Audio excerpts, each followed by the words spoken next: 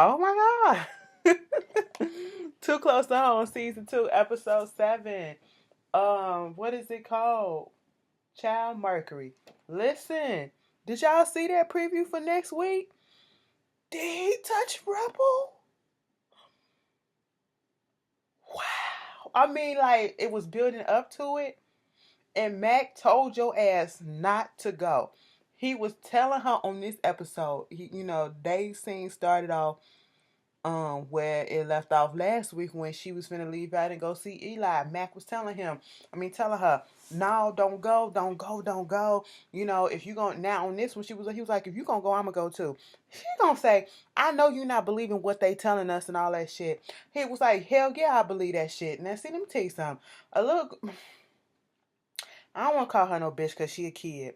But, people like Rebel, sometimes you just got to let shit happen. And I'm not saying that, just let her get raped or whatever. Sometimes you can only say so much because there's so much hurt underneath all of that stuff. And because of the people that's delivering that message to them, she is not going to take it in. So you just have to let, like, how much more can you do? Like, they tried to stop this man from talking to her. They started to stop her from going over there. She literally got pulled in, and he used the plot or the excuse saying that Roy wanted to speak to her, want to see her, and all that stuff. Mind you, Roy technically y'all related too. What? Oh my God, it's so disgusting. Mac is telling her, don't go, Cam, go with you then until you don't go and all this stuff. Eli pulls up. Rebel gets her ass in the car and just pulls off because she was like, where Roy at? Roy, he's at the house and he wanted me to drop you off there. And she was just so eager to go. And I'm sitting here like, OMG. You do not know what you just put yourself into, okay? You just got yourself in a world of hurt, all right? And then to see the preview with her in the car crying, and we don't know whether or not she's crying because of the fact that Bonnie and them came and got her ass and ganked her ass up and put her in the car, or because Eli touched her, because we heard Eli say, and don't you say go around saying what they were saying too. So I'm thinking like, damn, did he really just a lot. Anyway, so that was that little storyline. This shit with the president, I'm just so over him and his arrogance and all this. I'm in charge. I can do whatever I want. He's a stalker. He gonna tell the secret agent dude to keep on watching old girl, seeing if she telling anybody what's going on and all this stuff, and to use Pelican. I don't know what Pelican's supposed to be. He was like, I don't think you should be doing this, sir. He said, girl, that shit, we used it and it worked 3 times before, so we can use it again. I'm sitting here like, what is going on? Why are you so hooked up on this girl? Like, you saying she didn't tell me this, her mama was a hoarder and all that stuff. Of course not. She didn't tell anybody about her mama, but it don't seem like you was interested in her life in the first place. You was only interested about what you can get out of her, and that was between her legs, but whenever you want to. Mind you, in the press conference that they had, he up there lying to the reporters talking about some he didn't have a heart attack, he had a mild arrhythmia, they fixed it and everything is cool, and how did he get it? He got it with Mercury, too much fish that he was eating in different countries and stuff. And I said, that's a lot of mercury that had to build up for some shit like that to happen. I'm sitting here like, girl, if you could have came up with something better than that. None of the reporters was buying the stuff. Mind you, one of the reporters stood up and was like, but rumor has it that you had a heart attack because you overdosed on some male enhancements. So is that true? So he was like, you fishing for a story, and that's not it. Okay. The aide that was in there, she was just helping me out with some stuff that was going on for the next day. That was like, that's unusual to have somebody from another department that's not usually in the White House like that to be up in there. I said, y'all better get him, and he still was lying. Girl, it was just a mess. And his little secretary, his little Abby, she getting on my nerves. Rose, okay? the way that she was talking like she was the one in charge. And the way she was talking to the first lady, like, are you on board? Okay, you need to make sure you look like this and you look like that. I was waiting for Kathleen to turn around and say, bitch, who the fuck you talking to? You better watch your tone, okay? That's what you better do. All right, you ain't my boss. He's your boss. Bitch, what you doing? Cause she was irritating me, y'all. But child, they got this interview that they gonna do. And I have a feeling that, she's gonna say, the first lady is gonna be like, yeah, I'm all here for him. I'm gonna be on the same page with him. And then when they get to the interview, she gonna flip that shit on him. Something serious. Bitch, I can't wait. So then we get to the Tina. Tina goes out to her husband Van, who is Elm, and she finds a bra, okay? She's over there sulking about it, trying to figure out who it is. We see Frankie out there talking to the sheriff and, talking to the sheriff, just flirting with her and all that stuff, talking about Jolene. And we see Bonnie and them come up there and, she's trying to explain to them that y'all don't need to be taking her stuff out and throwing it away so quickly the way that y'all doing, because it's going to cause some trouble. It's the wave of emotion that's going to happen, because she is basically, these items are a part of her. You have to do this slowly, but y'all doing it so quick and everything. But they weren't trying to listen to that. So we see Frankie go over there to Tina, and she was like, girl, what's wrong? She was like, look, I think my man fucking around on me. This ain't even my bra, and it smelled like cheap perfume. She was like, do you know anything? Frankie basically put it out there that she knew something, because when she said, girl, I don't know if anything's going on, she was like, why you ask me? Because you like right there. She was like, girl, all I can tell you is, if you think something is going on, and follow the perfume, okay? If they live up in this area, she put it out there in a roundabout way that the girl is right here in this area, in this little circle, okay? That you can tell by the perfume, so keep a lookout for that. Now, I said, ain't this about a bitch? Because they was in there cleaning up Jolene's shit. Mind you, shout out to the lady that played Jolene. I sent you on last week's How to Get Away with Murder. Who the fuck are you? Beyonce, bitch. Who is you? I said, go ahead, Jolene. But she was like, they out there cleaning up the stuff. Nelson talking to Tavia, trying to understand what's going on with Regina, why she just sleeping a lot. And I was like, yeah, she's sleeping a lot, and I know what it is. She just been acting weird. Maybe it's because, she has this husband that she loves, but he's always gone overseas and stuff like that, so it's hard a little bit trying to reconnect. And she's sleeping a lot like she pregnant. Tavia was like, oh, don't say that. Why would you say that? He said, first of all, calm down, because that's not a possibility, because I haven't been here. And I said, oh boy, you might not have been here, but somebody else been there. And while they go outside to help, baby, I was Tavia all the fucking way. You want me to do what? First of all, Tavia, you a liar, okay? Tavia said, I'm sorry, I would have been doing all this stuff with you, Nelson, but I just had a whole bunch of stuff to do, because she was like, he put the baby down, his nephew. And was like, I just was so busy doing this and doing that. I had to wash the dishes and stuff. Baby, when they left, that sink, the second sink was still full of dishes. What dishes did you wash, girl? You lying? Okay, you was over there playing with that one fork. Okay.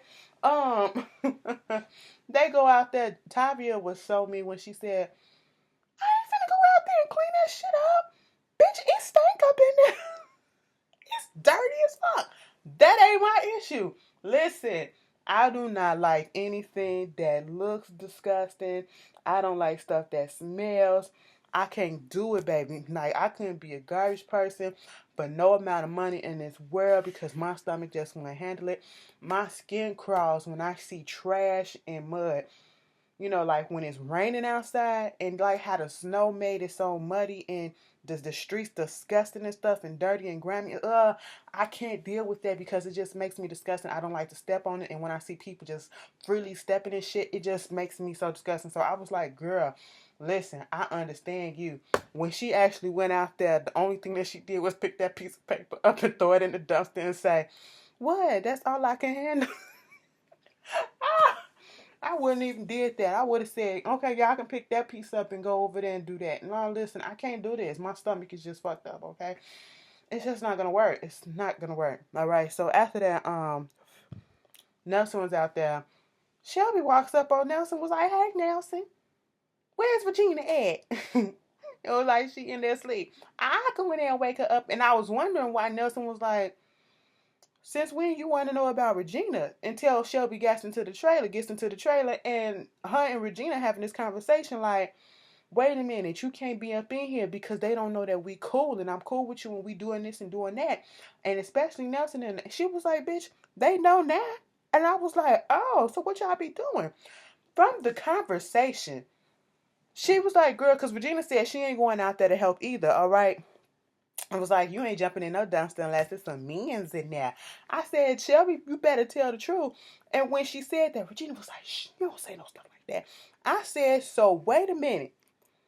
I have a feeling from that conversation, baby, I can read between the lines. That ain't the only person that Regina didn't cheat. Elm ain't the only person that Regina didn't shit it on Nelson with. Look, hoe ass biatch. But after that, Tina, you know, Tina is over there and she confronts Elm. Who you texting? Let me see your phone. What's the passcode to your phone and all that stuff? Why you acting so weird? What's the passcode to your phone? She gave it to him. She was like, man, you ain't finna give my passcode and all that shit. He was like, then why you acting weird? Cause bitch, who the fuck this bra is? This ain't my shit. You know, so they going back and forth. He trying to flip it on her a little bit. She leaves. He texted Regina like, nah, we can't kick it right now because Tina going crazy, whatever. She was like, you know, I don't like this, okay, but I love you. And I said, you love me? You love him? What the fuck is going on right now? Your husband is like right outside. If you don't want to fuck with him, go get a divorce, okay? Stop this foolishness. First of all, you cheating on your husband with a man that ain't got no goddamn job, okay? And y'all both still living in the trailer. And now that ain't no upgrade in my book, okay? That's nowhere near fucking upgrade. But you know, when Shelby had came over, this is what part next week is gonna be some mess. Because and I think next week is the season finale.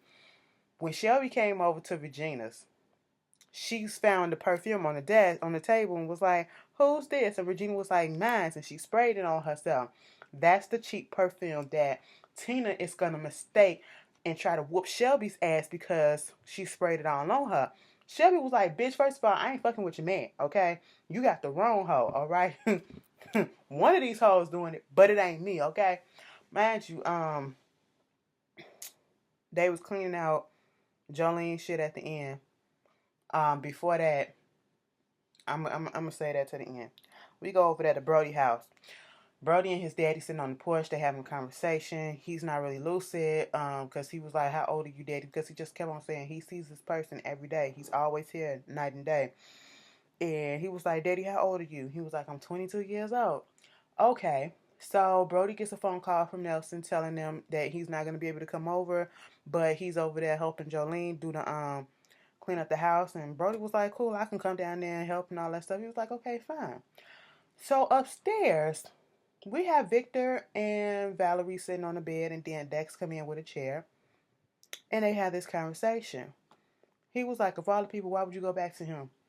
You know I can't fuck with him and all that shit. He was like, cause bitch, I can't. All right. This whole conversation blew the hell out of me, and I said we ain't getting nowhere. Okay, you Dex is a bitch. I don't like Dex. Dex is so pussy. You know, Dex is the definition of white privilege. I'm sorry to put it out there, but that's exactly what I get from him. Prissy white boy that's used to getting his way, and when he don't, he goes to the extreme level to try to embarrass somebody because he feels a little bit embarrassment, even if it was happening privately. Okay. Victor put it out there on the line like, bitch, let me tell you something. You had my people deported. Okay, he was like, how can you sleep with him? You did this. And he was like, you damn right I did. Okay, let me break this shit down just in case you don't realize what's going on right here by now. I don't fucking love you. I loved him the same amount of way I loved your ass, which was hardly none. I mean, the motherfucker, he was good in bed, better than you ever could be, okay? His body was to the good. I said, wait a minute, is this the same old man that was up in the in that picture that we saw. I said, wait a minute, who body? Okay, if that's what you want to say, that's what you want to say. Maybe I guess I'm confused, all right? His body was good. His dick was good. And the nigga was bisexual and all that stuff. So he had some of the girls come up in there and we just had some orgy and all this shit. Now see, Dex was over there filming, right? And he was like telling him to shut up. And he was like, bitch, I ain't got nothing for you. You had my people deported. Okay? Fuck you. He was like, I'm your family. I said, oh no, Dex. No, Dex. You're not family. You're just somebody that he fucked, okay? Y'all ain't even fucking married. So no, you're not family. And if you was family, family don't do shit like this to each other. Okay? Family don't do what Victor did to you, and Victor and family don't do what you did to Victor, okay? No. And one thing I feel like is bigger than the other. You having somebody people deported, that's worse than that cheating, if you ask me in this situation. So they do all that shit. And when he told him that I don't love him, I never did, he was like, you lying. He was like, oh, really? Let me show you. He got all up in his face. I love you. I love you so much. I was sitting here like, because when Victor said, see how easy it was? And you see how I made it seem like I really did love you? I was like, you kind of did, Victor, goddamn. I almost was like, oh, for real? Thank you. You kind of cute yourself. You know? And then next thing you know, Dex got pissed off. Okay? Dex got pissed off and choked his ass out. And I was like, at this moment in time, y'all don't feel nothing for each other. So it's understandable that you want to fight him even though he's already fucked up. But, I mean, it still was kind of like an unfair advantage because Victor was already messed up. He wound up making Victor bleed again. Valerie go out there to get Brody. They come up there and they was like, listen, you better stop. And he was like, I don't give a fuck about him. He said, I don't give a shit what you feel about him. But all I know is you done fuck this shit up again, and if he dies, that's murder. The daddy was like, I can't fix this shit. I can't fix this. But that was that. I was like, oh shit. So we get back to Jolene's trailer. And Rick was coming out the trailer with a box of stuff. Shelby was sitting on one of the steps, and when he came past, she seen this dress or something. At first, I thought it was a shirt, but then the way her reaction was, I realized it was a little dress. And she saw it, and she took it and was like, "That's mine. That's mine. That's mine." Her emotions flipped like this. It went from 0 to 100 real quick. I was confused for a second, and then when I thought about it and all the shit that was going on, I said, "Damn that!" And it was dirty. It was filthy. Like it looked like it hasn't been washed in a while. So I'm like, "Oh my God, this must have been a dress or something that she got raped in or whatever." Come to find out, that's exactly what it was. Okay, and you realize that by Annabelle's reaction, especially Bonnie's reaction. Bonnie was back there about to cry. Annabelle was telling her, just throw it away, just throw it away. Shelby said, fuck this, because she looked in the pocket and it was some change. It looked like it was at least 25, 26 cents up in there. And she came to the Jolene's house and was like, you know what? Fuck you, bitch. Okay? You ain't shit. You don't give a shit about us. You let us get fucking raped. That's what she said. That's basically what she was saying. And it seemed as if it was a situation as though Jolene knew what was going on, but didn't stop it. She knew what was happening to her kids, but did not stop it. So there go all those years of animosity. That's where all that hurt and pain coming from. And she just wanted to know why. Shelby just wanted to know why and all this shit. She threw the money at her. And she gonna say something. Oh, that hurt me, girl. Girl, that's what she trying to do, okay? Suck that shit up, bitch. She was like, I'm finna get rid of all your shit. So she finna get and have that emotional breakdown that Frankie was talking about earlier. And at that point in time, they just had a cat fight for a second, and they had to break that shit up. And I was just like, this is a fucked up family, okay? Ain't nobody in this trailer park got no issues. They all fucked up. And Frankie is there hiding out from somebody, okay? You can't tell me no different. From that conversation she had with the sheriff, I really need to know her backstory. But that was the episode, y'all. Y'all tell me how y'all feel, and I will see you guys later. Peace.